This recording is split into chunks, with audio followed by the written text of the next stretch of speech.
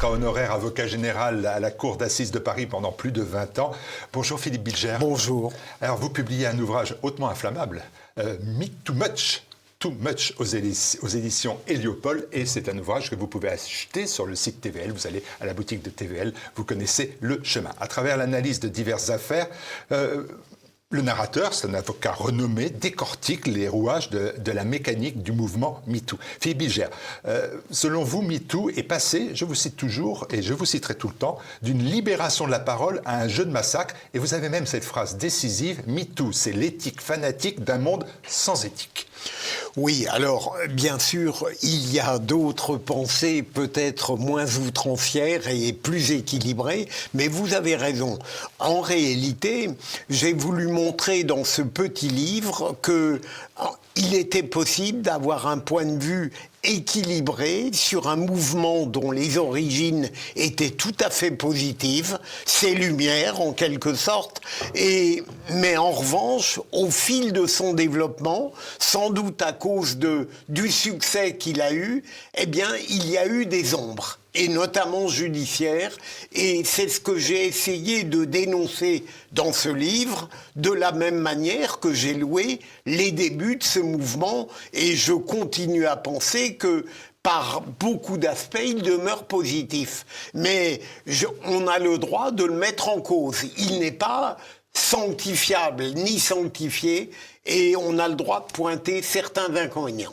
Effectivement, vous avez parfaitement raison. Vous l'indiquez dans l'ouvrage, vous ne niez pas que ce mouvement a permis de briser en sorte l'omerta sur les violences longtemps passées sous silence. Mais alors vous dites en contrepoint, mais je ne suis pas un de ces malades pourris fustigeant MeToo. Mais ce sont qui ces malades pourris qui fustigent MeToo ? Donc comprenez bien, d'ailleurs vous l'avez très bien présenté, c'est un grand avocat qui parle, c'est une sorte de monologue intérieur, un songe au sein duquel il introduit parfois l'actualité et il craint par-dessus tout un jour d'être ciblé par Mediapart.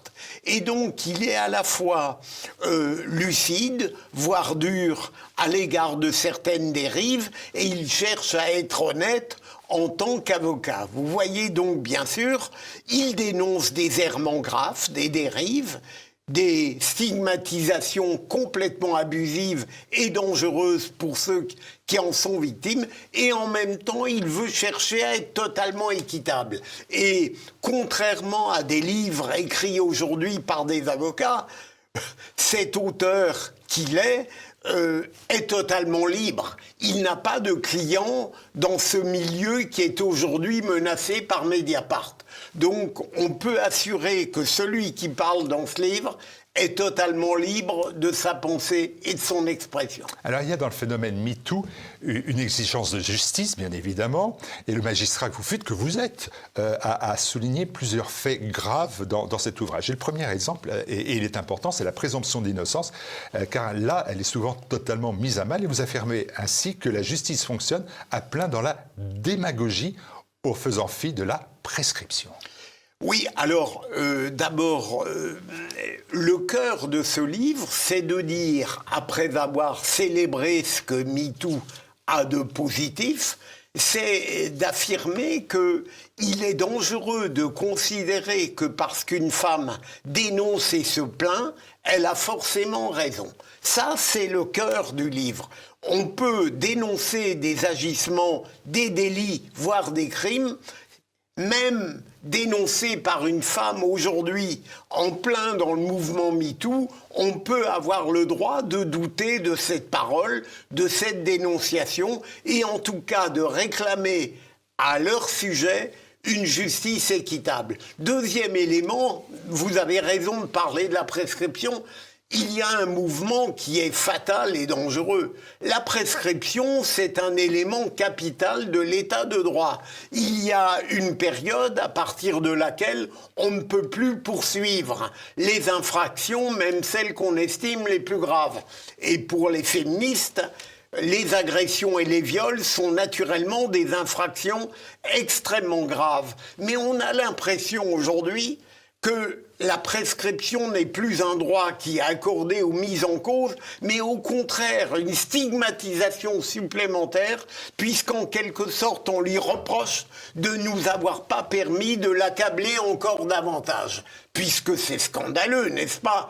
Les faits sont prescrits, mais il ne nous permet pas, puisqu'il va en bénéficier, de continuer à l'accabler. C'est une dérive tout de même qui marque profondément la dégradation de la pensée judiciaire. C'est-à-dire, pour être clair, que si les faits sont prescrits, vous considérez qu'on n'a pas à mener d'enquête, dès lors qu'ils sont prescrits. Rappelez-vous... Même si ça peut entraîner une explication de la situation qu'on va vivre 20 ans plus tard.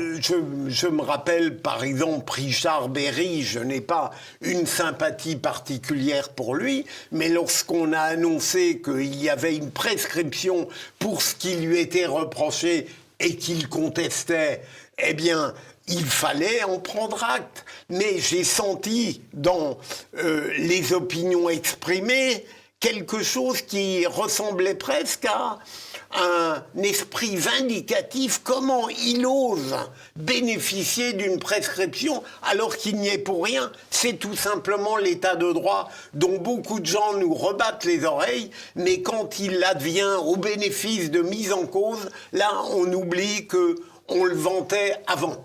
La présomption d'innocence, elle est mise à mal, la prescription ne tient plus. Est-ce que d'ailleurs, il faut tout simplement pas abandonner la prescription? Non, c'est utile.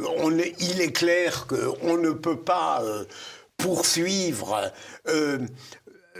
au-delà d'un certain temps des infractions, surtout agressions sexuelles ou viol, parce que tout simplement, la preuve à laquelle j'attache une énorme importance ne pourrait plus être apportée de manière opératoire. En réalité, ce que je dis, si vous voulez, il n'y a aucune raison pour que le mouvement MeToo n'admette pas que même, compte tenu de la validité de la cause qu'il défend, il faut tout de même se préoccuper de la preuve. Et il y a des preuves qui ne sont pas apportées, ou il y a des preuves qu'on ne veut même pas apporter, et lorsqu'on prétend apporter la preuve, parfois, on est, je dirais, presque stigmatisé, tout simplement parce qu'on veut une justice normale. Ça me paraît extrêmement dangereux. Alors, tout au long de l'ouvrage, vous dénoncez, vous l'avez fait à l'instant sur ce plateau, l'attitude de certains médias qui organisent, amplifient ou participent à ce que vous appelez une chasse à l'homme. Votre cible, dans l'ouvrage, elle est très clairement indiquée, c'est Mediapart. Vous appelez même les méthodes de la bande à Plenel. Oui, alors, je sais que j'ai le droit à la nuance, bien sûr, chez vous comme ailleurs.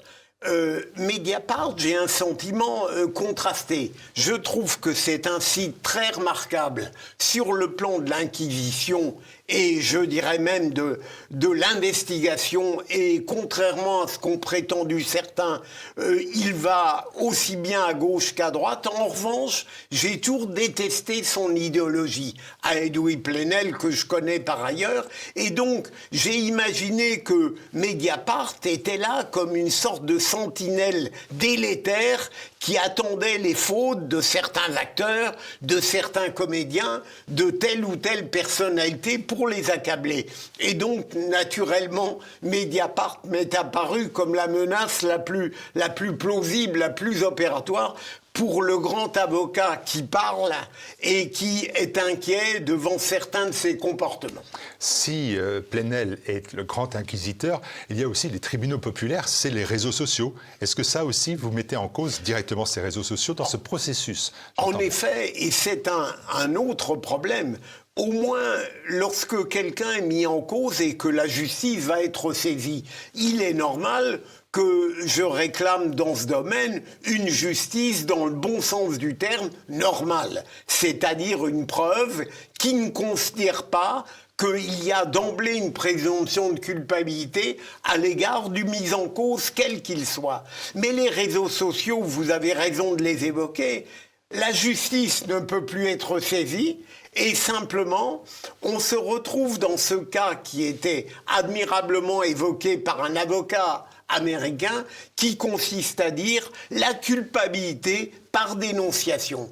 Et lorsque les réseaux sociaux vous ont pris en grippe, et c'est un euphémisme, eh bien, on est littéralement coincé. Ou on cherche à se défendre, bien sûr, on est coupable. Ou on se tait, et c'est grave, on est coupable. Autrement dit, l'alternative, c'est entre une culpabilité par silence ou une culpabilité par dénégation. Mais permettez-moi quand même de vous dire à cet instant de notre discussion, de notre dialogue, que je vais me faire l'avocat du diable. Face à l'avocat général, c'est pas mal. Dans ce domaine, comme dans d'autres, l'emballement médiatique a toujours existé, y compris avant MeToo. Pourquoi le dénoncer spécifiquement sur ce cas Bien. Alors, ça prend une importance, ça a toujours existé, bien sûr, il y a toujours eu, mais je dirais, ça n'a jamais pris cette ampleur à partir du moment, me semble-t-il, où la juste importance qu'on donne aux femmes dans notre société et le poids de leurs paroles et de leurs dénonciations et peut-être le remords d'un univers qui a longtemps trop toléré les rapports de force et de domination, nous conduisent aujourd'hui à faire peut-être de la démagogie, peut-être de la surenchère, et à considérer que cette catégorie de délinquance et de criminalité est tellement importante et traumatisante qu'en réalité elle dépasse toutes les autres. Ça n'est pas du tout mon point de vue. J'en parle pour dénoncer des risques de dérive judiciaire, mais j'attache rigoureusement la même importance à toutes les infractions et pas seulement en tant qu'ancien avocat général. Vous parlez aussi, par exemple, de la notoriété de l'accusé qui aggrave systématiquement son traitement médiatique, mais ça peut se comprendre aussi par la notion tout simple du fameux vendre plus ou faire vendre. Mais vous allez plus loin en disant que, et vous prenez le cas de Nicolas Bedos, vous dites que un homme en plus célèbre, ça aggrave le jugement non pas médiatique, mais aussi le jugement judiciaire. Je le crains parfois. Il est évident qu'il y a une espèce de... Mais pas seulement de la part des magistrats, de la part des journalistes. Regardez parfois avec quel voluptueux vorace ils se jettent sur certaines destinées qui ont le tort d'être célèbres. Et j'ai parfois l'impression, peut-être même la certitude, qu'il y a une joie...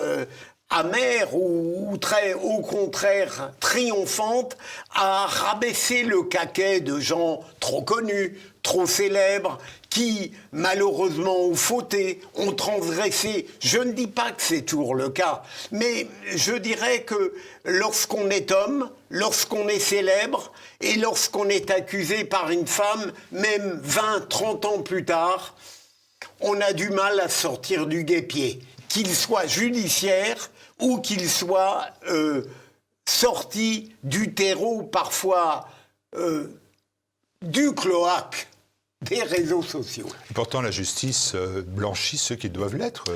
Oui, vous avez raison. Je me félicite d'entendre de votre part une question qui me change de certains plateaux de télévision. Bien sûr, la justice fonctionne la plupart du temps de manière très satisfaisante de mon point de vue, je la défends, mais je ne voudrais pas, parfois, je l'ai connu dans d'autres catégories délictuelles ou criminelles, que l'importance que la mode donne à certaines infractions fasse perdre de vue que l'équité doit demeurer. Et j'ai eu très peur moi-même, en tant qu'avocat général hier, aux assises, j'étais très attentif à ce que je pouvais engendrer parfois, peut-être par rapidité, précipitation, une petite forme d'injustice. Donc, ce que je dis là, c'est quelque chose que je me suis appliqué et dont je ne voudrais pas que la France judiciaire et la démocratie fût altérée. À vous donner la liste des gens célèbres, entre guillemets, rattrapés par ce phénomène MeToo. Vous insistez par exemple sur les personnalités de Depardieu ou de Patrick Poivre d'Arvor, et vous évoquez très peu les politiques, mais mettant en cause la masculinité toxique, mais il y a une une femme politique qui s'est spécialisée dans l'inquisition sans preuve. C'est Sandrine Rousseau. Et alors, la surprise, votre critique se fait presque douce, reprochant à cette députée d'extrême gauche sa volonté de globalisation. Je me suis même dit, Julien Bayou a eu des mots beaucoup plus durs à l'endroit de cette personne que vous. Pourquoi protéger Sandrine Rousseau? Je ne la protège pas. Simplement, ce qui s'est passé avec Julien Bayou est un scandale. Je vous rejoins totalement, puisque voilà un homme non seulement qui n'a pas bénéficié d'un classement, mais qui était totalement innocent. Et médiatiquement, on l'a présenté comme coupable. Ça a entraîné, paraît-il, quelques nuits d'insomnie de notre écologiste en chef, Marine Tondelier, mais pour Sandrine Rousseau, ça n'a pas altéré son enthousiasme vindicatif, puisqu'elle a dit « mais de toute façon, il est coupable, puisqu'il a pu faire des relations, avoir de l'empathie pour des femmes au sein du milieu où il était ». Alors, bien sûr, Sandrine Rousseau, ce que vous évoquez, c'est que l'étincelle de certaines des controverses qu'elle a suscité n'était pas toujours totalement absurde. Je trouve qu'après, elle les a très mal développées. Est-ce que vous trouvez aussi normal, à ce moment-là, ça concerne Bayou, ça peut concerner Harry Habitant, etc., qu'une fois que la justice est passée, avec des non-lieux, certaines voix politiques, comme celle de Sandrine Rousseau, vous dites, elle ne s'excuse pas, mais elle poursuit d'ailleurs, elle et d'autres, l'idée que malgré tout, il y a une culpabilité. Ah mais c'est scandaleux, en effet. Et rappelez-vous, dans le livre, je parle d'Harry Habitant. J'espérais que le non-lieu dont il a bénéficié engendrerait quelque chose de plus stable, de plus équilibré.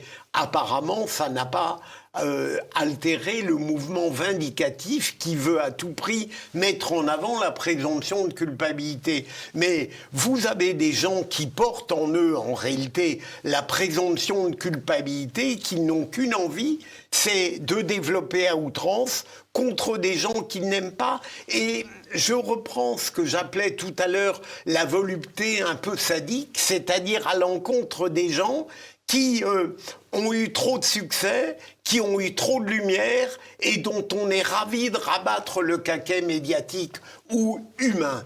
Et si vous le permettez, je ne voudrais pas oublier une pensée, peut-être c'est présomptueux de la qualifier de pensée, qui me tient à cœur, c'est que je suis évidemment tout à fait, et je dénonce les délits et les crimes qui sont liés au juste opprobre engendré par MeToo, mais en même temps, j'ai une sainte horreur pour tous les témoins qui, sur les plateaux ou ailleurs, ont vu les indélicatesses, les grossièretés, les vulgarités, les attouchements, les agressions, voire parfois même, qui sait, les viols, et qui n'ont jamais rien dit dans le feu de l'horreur, mais se réveillent plus tard quand l'homme qu'ils mettent en cause est à terre.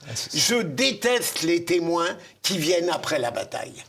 Ça m'amène d'ailleurs à mes deux dernières questions. D'ailleurs, certains estiment quand même que de critiquer les dérives réelles, certaines de MeToo, revient quand même à discréditer l'ensemble du mouvement et donc d'alimenter la défiance générale envers la parole des victimes. Et ça, qu'est-ce que vous répondez à cette critique qui se fait accusatoire, d'ailleurs? C'est l'inverse de mon point de vue, parce que même ceux qui apprécient MeToo, lorsqu'ils acceptent de parler librement, eh bien, ne sont pas loin de partager peut-être autrement mon avis et mon appréciation.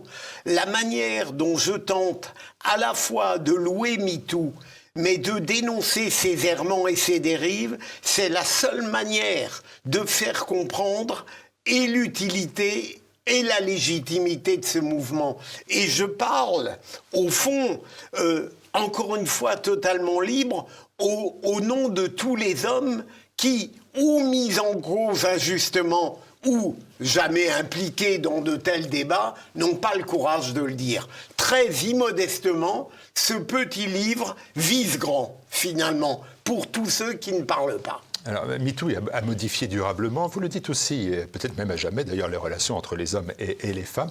Et en votre qualité d'ancien magistrat, quelles sont les pistes que vous proposez pour garantir la justice des victimes d'abord, tout en évitant les dérives du mouvement. Au fond, je vais vous décevoir, Martial Bild, mais d'abord, je demande à la justice, et probablement elle le fait, elle n'a pas besoin de moi, d'être très attentive à la preuve, même dans ces affaires-là. Et il est fondamental qu'elle s'interroge avec scrupule et intelligence sur la qualité des preuves qui lui sont fournies, aussi bien par la plaignante avant qu'elle devienne victime que par le mis en cause. Premier.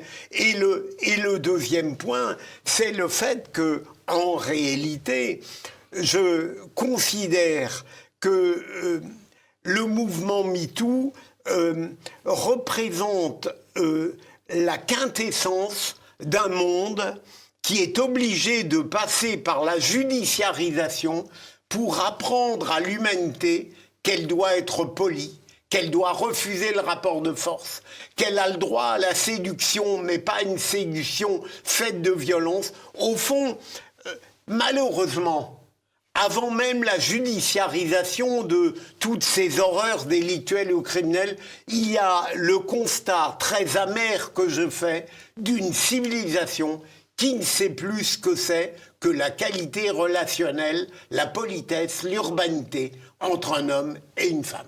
Et le respect.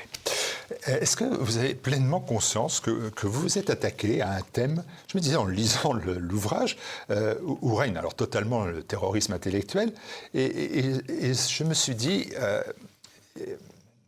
il y a des gens qui vont se dire, il a écrit ça parce qu'il n'y a pas de fumée sans feu. Parce qu'il est, je vous cite encore, pour que les termes soient bien, ce sont les vôtres, ringard, passéiste, réactionnaire, facho, ou pour le moins insupportable dissident. Est-ce que le jeu en vaut la chandelle? Est-ce que le jeu en vaut la chandelle? Totalement. Totalement. D'abord, comment dirais-je, le fait de cultiver l'art de déplaire ne m'a jamais gêné. Et dans la magistrature, j'en ai peut-être abusé.